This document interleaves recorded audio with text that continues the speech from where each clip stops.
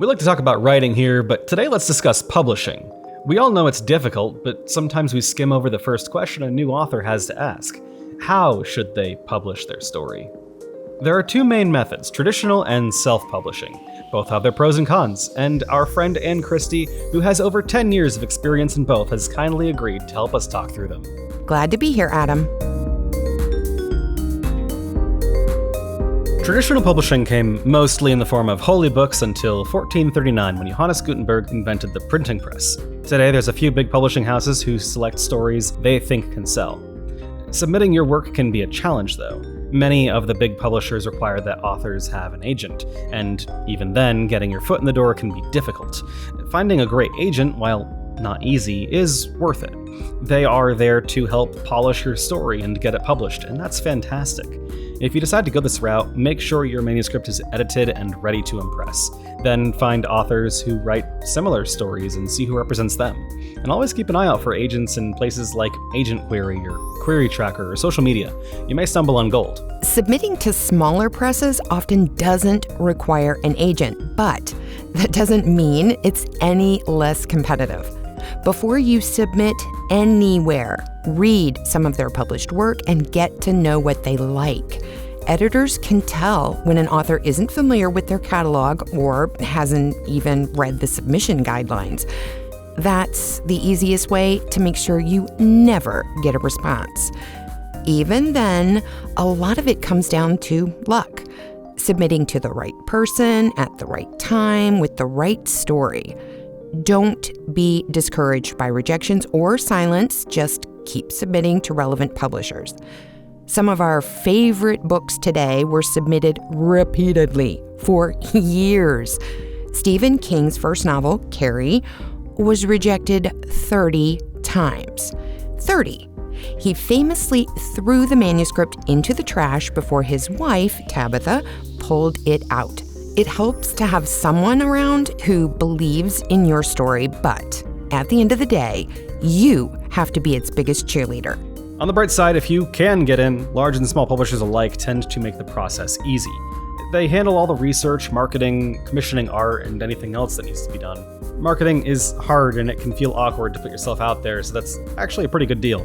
Having somebody who can handle that for me sounds pretty great. Then we have self-publishing. We really didn't see much of this until the 90s and 2000s when print-on-demand ebooks and online retailers really kicked off. Throw in Amazon's quest for global domination, and self-publishing has never been more accessible or more accepted than it is now. Self-publishing is a lot more work. All those things publishers would do, like marketing, working with artists, etc., is suddenly on your shoulders. But the upside is that you have all the control over your career.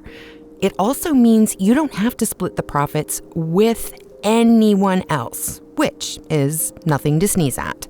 Yeah, you usually get exposed to a bigger audience with traditional publishers, but that doesn't always mean you're raking in cash. Shiran J. Zhao has been vocal about their experience with traditional publishing and how a small advance and low percentage on sales delayed the sequel to their best-selling novel Iron Widow.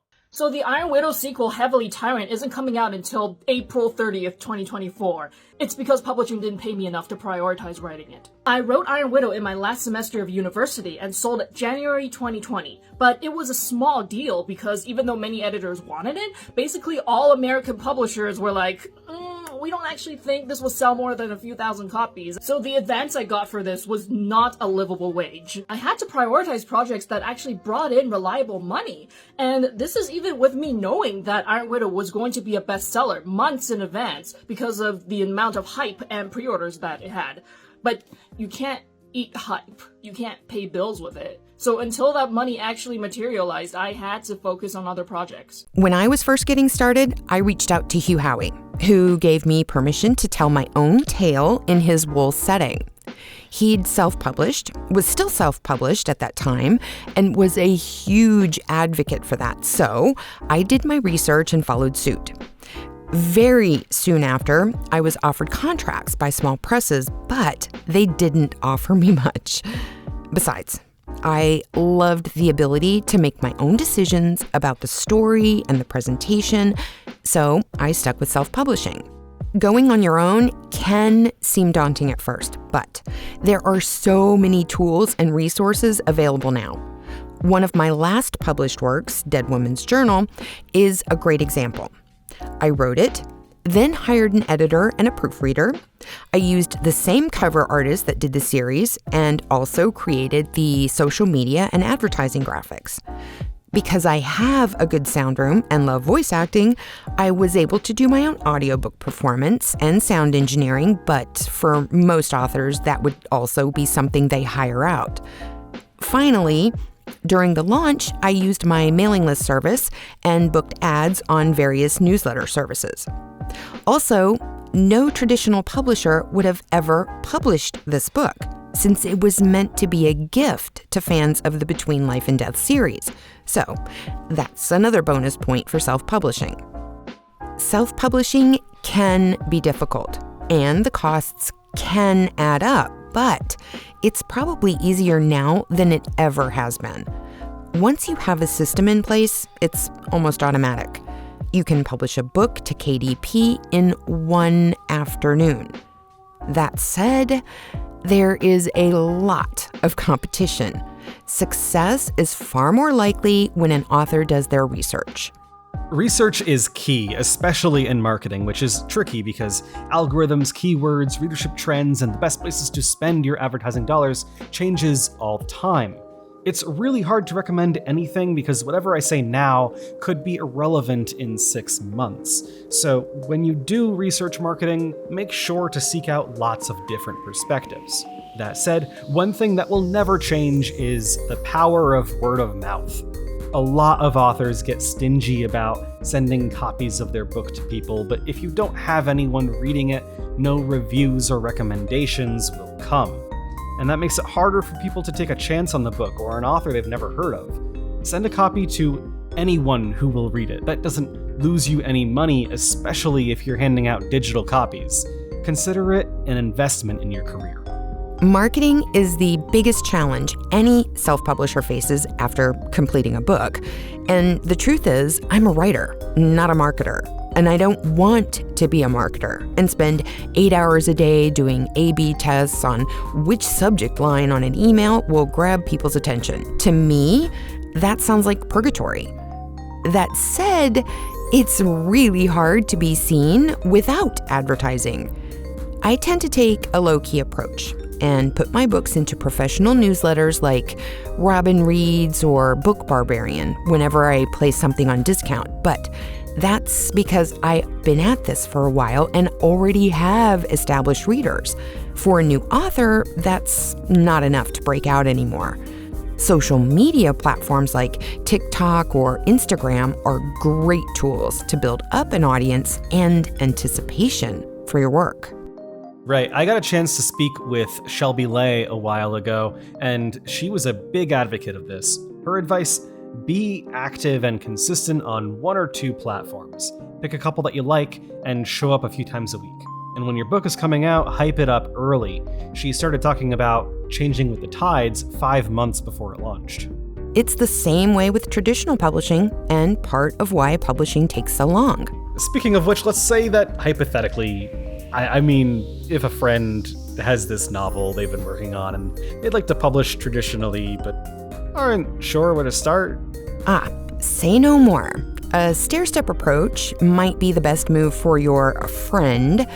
Essentially, an author can first sign with a smaller publisher, even if the contracts tend to be less lucrative. Why?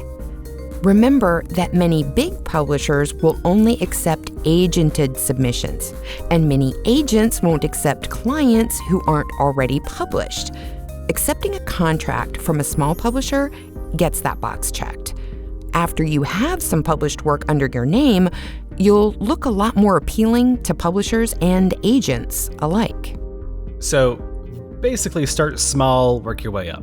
Exactly. It can take longer this way, and starting small doesn't mean you can't send out a few submissions to agents. Maybe you'll get lucky, but building up a catalog of published work can make a transition into traditional publishing easier.